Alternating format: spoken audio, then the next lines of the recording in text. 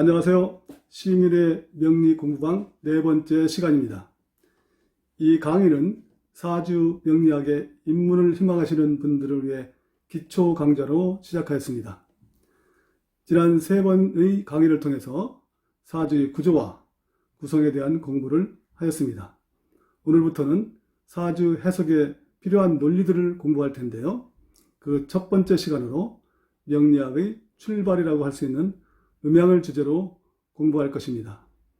음양은 양분된 절대적인 개념이면서도 만물에 존재하는 개념이고 상대적으로 무한한 확장성을 가지는 개념입니다. 사주 해석의 개념을 이해하는 시간으로 첫 번째 시간인 음양을 공부하는 시간입니다.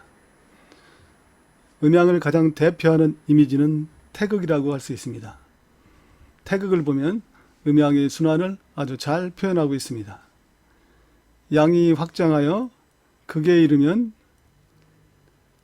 음이 시생해서 양은 줄어들게 되고, 또 시생한 음이 확장하여 극에 이르면 양이 생겨나서 음은 또 줄어들게 됩니다.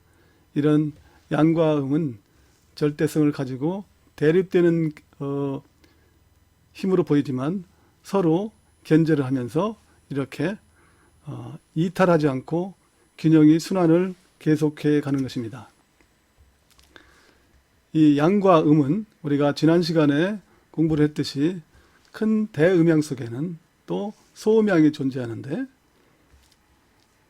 양의 영역에는 목과 화가 있고, 또 음의 영역에는 금과 수가 있고, 이를 가운데서 토가 순환을 중재하고 있습니다.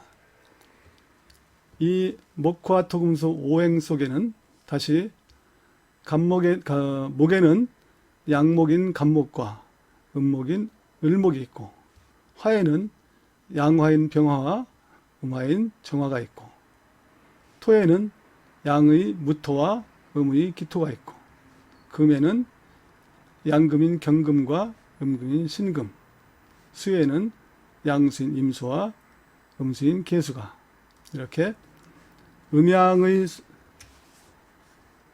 연결 속에서 큰 대음양이 순환을 하고 있습니다.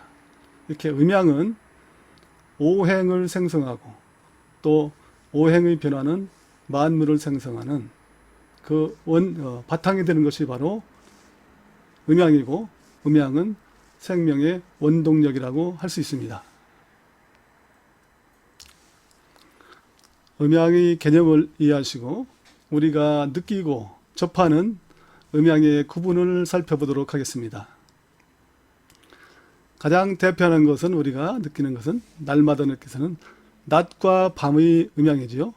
이것은 해와 달로 음양을 구분할 수 있고, 아침과 저녁, 그리고 봄, 여름의 계절은 싹이 올라오고 확산되어 꽃이 피우는 봄, 여름은 양에 속하고, 열매를 거두고 정리하여 저장하는 가을, 겨울은 음이 되고, 이것은 바로 목과 화의 현상과도 같고 금수의 현상이고, 또 생장의 현상이고 수장의 현상입니다. 밝음과 어둠이 있고, 하늘과 땅은 음양을 대표하는 원초적인 개념이고, 움직이는 시간과 정적인 공간, 그리고 사람으로 보면 남자와 여자가 음양을 대표하고, 정신과 육체, 또 장기 중에는 육부와 오장이 있는데, 육부는 비어있는 장기로 활성화를 준비하고 있는 것이고, 오장은 채워진 장기입니다. 활동하는 장기입니다. 오장에는 심장, 간장, 비장, 폐장, 신장이 있고, 육부는 소장, 대장, 쓸개, 위장, 신장과 임의장기인 3초가 있어서 오장 육부라고 합니다. 동작과 정지, 삶과 죽음, 선과 악, 이런 것들을 음양으로 구분할 수 있고, 또 방향으로는 동쪽과 남쪽은 양에 속하고 서쪽과 북쪽은 음에 속하고, 밖으로 나가는 외적인 것은 양이고 들어오는 내적인 것은 음이고, 또 미래를 향해서 가는 진보적인 것은 양에 속하고, 과거는 음에 속하고, 이런 여러 가지 구분들을 할 수가 있는데요.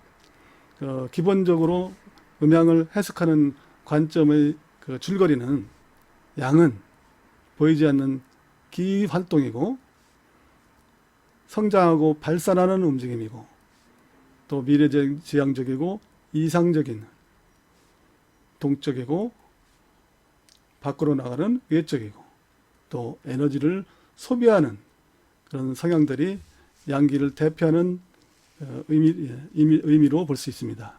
그리고 음은 체화된 질을 말하고 거두고 저장하는, 또 현실적이고 정적이며 내적이고 생산의 바탕이 되는 것이 음이라고 볼 수 있습니다.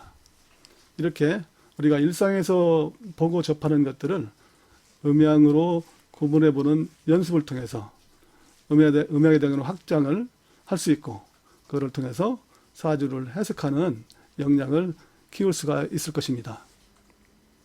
그러면 실제 사주를 보면서 음양의 구조와 또 그것을 살펴보는 탐구를 해보도록 하겠습니다. 이 사주는 전 시간에 우리가 사례사주에서 보았던 그 사주입니다. 경자년 개미월 병자일 무자시. 음양의 구조를 천간부터 한번 살펴볼까요? 시의 무토는 양토이고, 일의 병화는 양화이고, 월의 개수는 음수이고, 연의 경금은 양금입니다. 그러면 음양의 배열이 1대3으로 양의 성향이 강한 천간을 보이고 있네요. 지지를 보면 자수는 음수이고 미토도 음토이고 자수는 음수입니다. 그러면 지지에는 양은 없고 음만 4개가 있는 아주 음이 강한 상황입니다. 이것을 다시 오행의 관점에서 살펴보면 이 사주에는 목은 없습니다. 그리고 화는 병화 하나가 있고요. 토는 무토와 미토가 있고, 금은 경금이 있고, 수는 개수와 자수 3개가 있어서 4개가 있습니다. 이렇게 보면 양에 속하는 목화는 병화 하나가 있고, 음에 속하는 금과 수는 5개 되는 5대1의 음양구조로 음기가 아주 강한 사주라고 볼 수 있습니다. 이렇게 탁월한 양의 세력이 약한 그 사주 구조를 하고 있는데, 부분적으로 보면 천간은 양성이 강하지만 지지는 음성으로 일관되어 있습니다. 이걸 보면은 천간은 겉으로 드러나는 모습이고, 지지는 내면 또 환경, 내적인 환경이므로 표정은 밝으나 성격은 내성적이겠다 하는 해석을 할 수 있겠죠. 그리고 이 사주의 음으로 편고된 균형을 맞추기 위해서는 양의 세력을 보충하는 것이 시급한 이 사주에 안고 있는 문제라고 하겠습니다. 그래서 이 약한 병화를 돕는 목과 화를 보충하는 것이 이 사주의 관점이라고 보시면 되겠습니다. 이렇게 음양의 관점에서 사주의 균형 관계를 살펴봤는데요. 사주의 해석은 그렇습니다. 이렇게 하나하나 개념별로다가 정리를 해서 그것이 가지고 있는 균형의 상태가 어떠한 건지, 무엇을 보충해야 되고 어떤 것을 줄여야 되는지, 이런 관계를 보는 것이 사주 해석의 출발입니다. 사주 해석의 이론의 첫 시간으로 음양을 공부하였습니다. 음양은 대립하는 것 같지만 상호 제어를 통해서 균형의 통일을 찾아가는 음양의 순환이고, 음과 양은 절대적이면서도 상대성으로 세분되어 양 속에 음이 존재하고 음 속에도 양이 존재한다는 것을 공부하였고, 실제 사주의 사례탐구를 통해서 음양의 구성을 진단하는 간단한 해석을 해보았습니다.